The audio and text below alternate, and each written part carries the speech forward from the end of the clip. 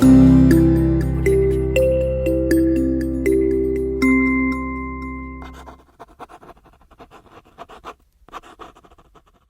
learners, welcome to class. Today we are going to continue with cost. Last class we have discussed about cost function, isn't it? In the cost we have saw about meaning of cost. In that, what is explicit cost and implicit cost and cost function. And short-run cost, that is total fixed cost and total variable cost. Today we are going to see what is the total cost, average total cost and average fixed cost. Let's start. Let's start with the total cost. Total cost is the amount spent by a firm for producing total quantity of a commodity. So there's nothing but total cost is the total expenditure which incurred by a firm, isn't it? For what? On the factors of production which required for production of a commodity.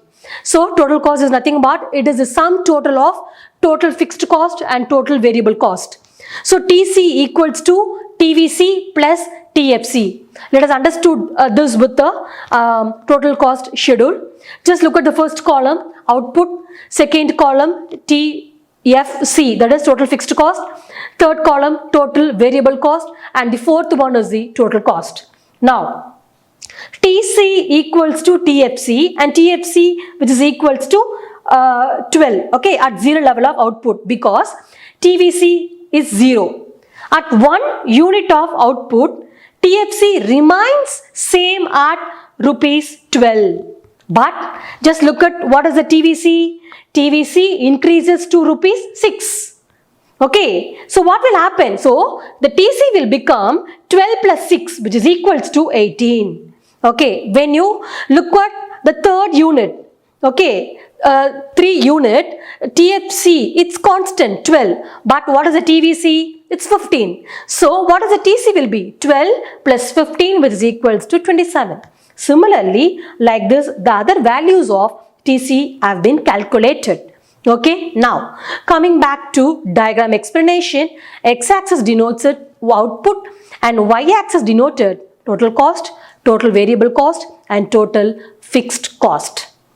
Now, TC curve is obtained by summation of total variable cost and total fixed cost. Okay, now, so TC curve is obtained by summation of total variable cost and at the same time with the total fixed cost. A change in the TC curve is entirely due to total variable cost. Okay, as total fixed cost is remain constant. But adding total fixed cost and total variable cost, we get TC curve. Okay, so the vertical distance between the TC and TVC remains the same, okay, due to a constant total fixed cost. Yes, so the TC curve is also inversely S-shaped. It's due to law of variable proportion. I hope it's clear with what is the total cost and what is the total cost schedule as well as with the diagram. Now, let's see with the relationship between TC, TFC and TVC. Okay, now, just look at TFC is a horizontal straight line, okay, which is parallel to the x-axis as it remains constant at all level of output. TFC is constant at all level of output. So that it's a horizontal straight line which is parallel to the x-axis and it's remained constant at all level of output. Now, the next one, TC and TVC curves are inversely S-shaped. When you look at the shape of the curve, it's inversely S-shaped because they rise, see they will be rising initially. Okay, initially it will be increases at a decreasing rate, then at a constant rate and finally at a increasing rate. Okay, the reason behind the shape is it's because of law of variable proportions. Now, at 0 output, TC is equals to TFC because there is no variable cost at 0 level of output. So, TC and TFC curve starts from the same point. Okay, it starts TC as well as TFC curve will start from the same point which is about the origin. I think you can be able to see this.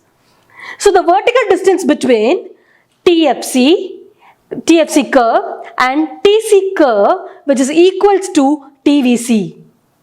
Yes, as TVC rises with increases in output. So the distance between TFC and TC curve also goes on increasing.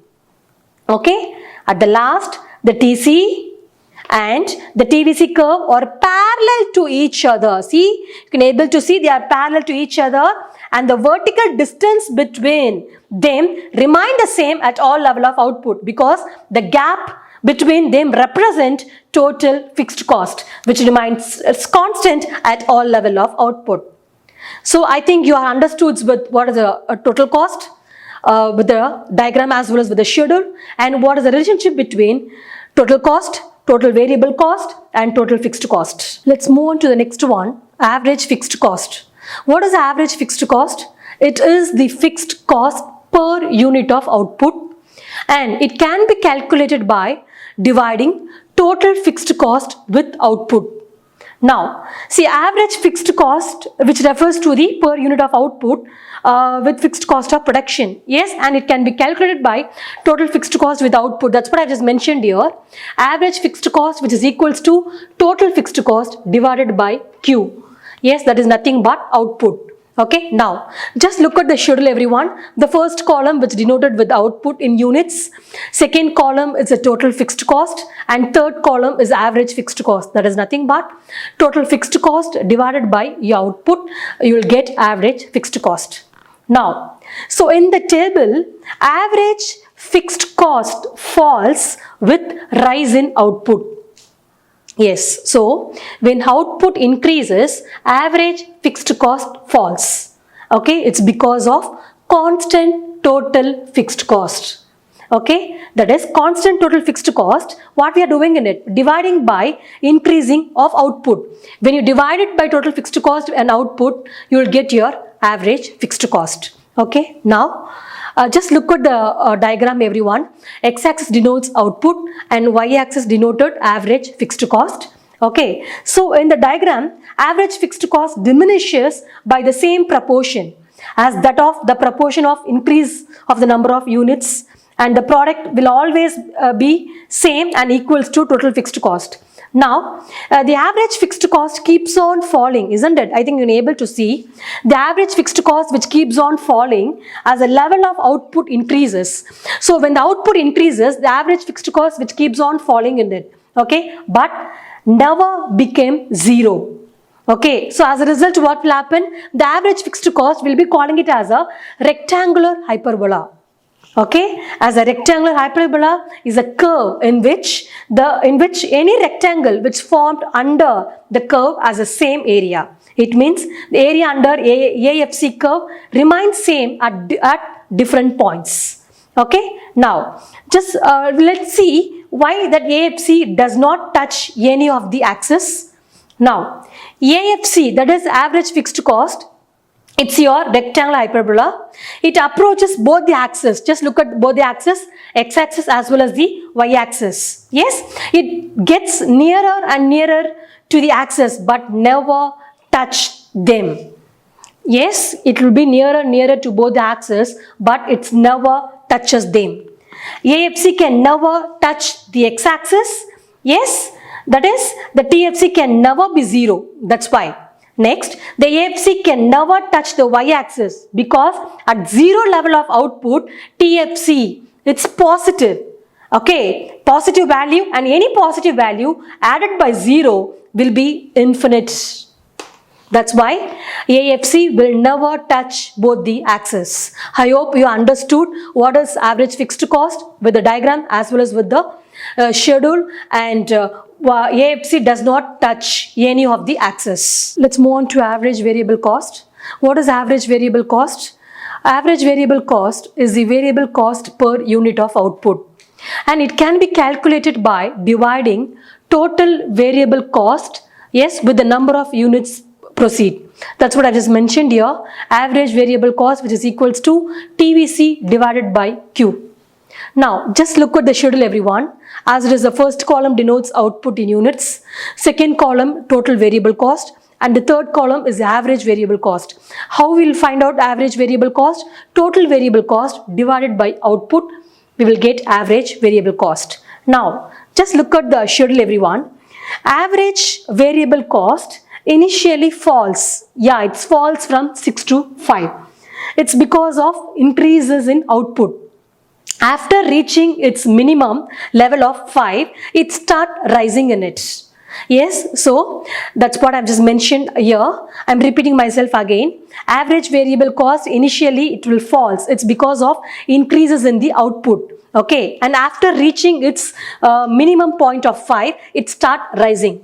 Yes, now just look at the diagram everyone. Average variable cost curve is obtained by plotting all the points. Okay, it's like a average variable cost curve. It's a U-shaped curve. You can able to see that it's a shape of U-shape due to the application of law of variable proportion. Okay, initially average variable cost curve falls due to increasing returns to a factor. It's because of better utilization of fixed as well as the variable factor. After reaching its minimum level, isn't it? That is optimum level of output. Average variable cost start increasing with increase in output due to diminishing returns to a factor. I hope you are understood with the average variable cost, with the schedule as well as with the diagram. Let's move on to average total cost. Average cost is a cost per unit of output, and it is also called unit cost. How will it be calculated? It can be calculated by dividing total cost with the number of units produced. So I have mentioned here, that's what AC, average cost, which is equals to total cost divided by Q. Just look at the schedule everyone. First column denoted units in output in units. Second column average fixed cost. Third column average variable cost. And the fourth column is average cost. How we will find out average cost? Average fixed cost plus average variable cost, which is equals to average cost. Now, in the output, I have just mentioned from 0, 1, 2, 3, 4, 5 and the average cost, average variable cost and average cost. Now, just look at this. In the table, average cost is calculated by adding average fixed cost and as well as average variable cost. You will get your AC. Okay. Now, just look at the diagram everyone. AC curve, it's a U-shaped curve. Yes? Okay. It means AC initially falls in the first phase and after reaching its minimum point in phase 2, it start rising in the third phase. So it's a U-shaped curve. Okay, now let's see with the brief explanation for phase 1, phase 2 and phase 3. In the phase 1, when both average fixed cost as well as average variable cost falls till the level of 2 units of output. Okay, and AC also falls till point A.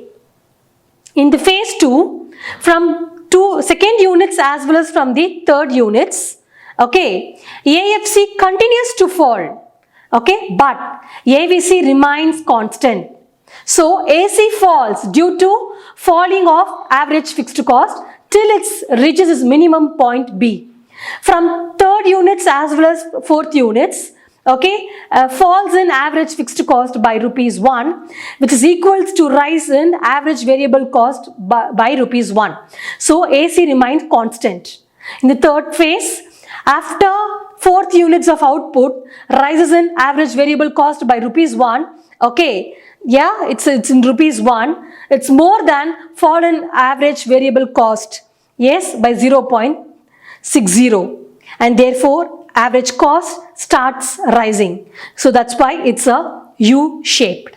I hope you are understand with the average total cost and with the schedule as well as with the diagram. Let us quickly recall what we studied in the session. First, we have just started with what is total cost, and then we have discussed with what is average fixed cost and average variable cost, and at the last what is average total cost. Thank you.